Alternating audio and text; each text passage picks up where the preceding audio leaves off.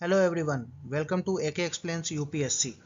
आज हम बात करने वाले हैं इंडियन कॉन्स्टिट्यूशन के एक बहुत ही इंपॉर्टेंट टॉपिक पर, procedure for amending the constitution under article 368।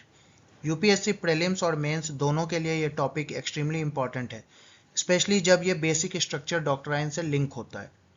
सबसे पहले एक बेसिक कॉन्सेप्ट समझ लो। इंडिया का कॉन्स्टिट्यूशन ना कम्प्लीटली रिजिड है ना कम्प्लीटली फ्लेक्सिबल। ये पार्टली रिजिड और पार्टली फ्लेक्सिबल है। रिजिड का मतलब कुछ प्रोविजंस अमेंड करना डिफिकल्ट है, फ्लेक्सिबल का मतलब कुछ प्रोविजंस सिंपल मेजॉरिटी से अमेंड हो सकते हैं। इसी बैलेंस की वजह से कॉन्स्टिट्यूशन स्टेबल भी है और अडेप्टेबल भी। Step 1, introduction of amendment bill. अब प्रोसीजर को स्टेप बाय स्टेप समझते हैं। सबसे पहले अमेंडमेंट बिल इंट्रोड्यूस होता है। इंपॉर्टेंट पॉइंट क्या है? बिल लोकसभा या राज्यसभा किसी भी हाउस में इंट्रोड्यूस हो सकता है। इसको मिनिस्टर भी इंट्रोड्यूस कर सकते हैं, प्राइवेट मेंबर भी इंट्रोड्यूस कर सकते हैं। प्रेसिडेंट की प्रायर परमिशन की जरूरत नहीं होती है। ये पॉइंट यूपीएससी प्रीलिम्स में डायरेक्टली पूछा जा सकता है। Step 2, special majority in parliament.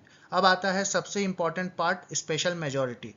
Most constitutional amendment के लिए चाहिए majority of total membership of the house and 2/3 majority of members present and voting.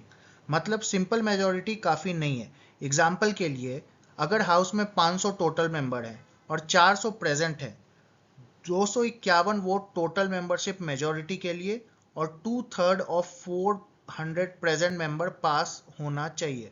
दोनों कंडीशन सेटिस्फाई होनी चाहिए। ये यूपीएससी के लिए हाईली यील्ड कॉन्सेप्ट है।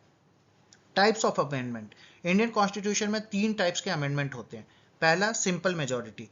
ये आर्टिकल 368 के अंडर नहीं आता। Example, formation of new state, citizenship, salaries, ये नॉर्मल लेजिस्लेटिव प्रोसेस से पास हो जाते हैं। Special majority article 368।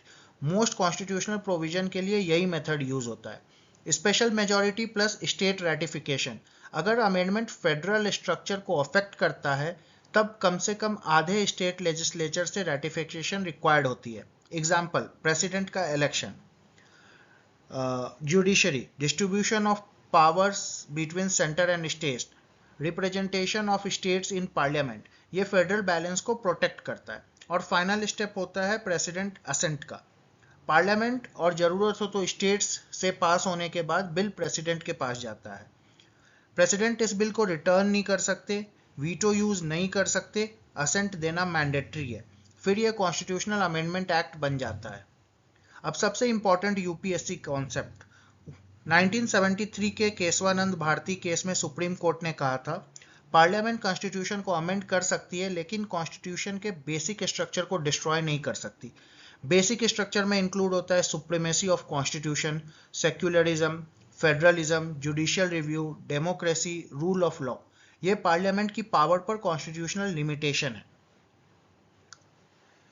अगर आपको ये स्ट्रक्चर्ड एक्सप्लेनेशन हेल्पफुल लगा हो तो सब्सक्राइब करें एके एक्सप्लेन्स यूपीएससी, जहां हम कॉम्प्लेक्स कॉन्स्टिट्यूशनल टॉपिक्स को सिंपल बना देते हैं। मिलते हैं नेक्स्ट टॉपिक में। Thank you. Please like and subscribe.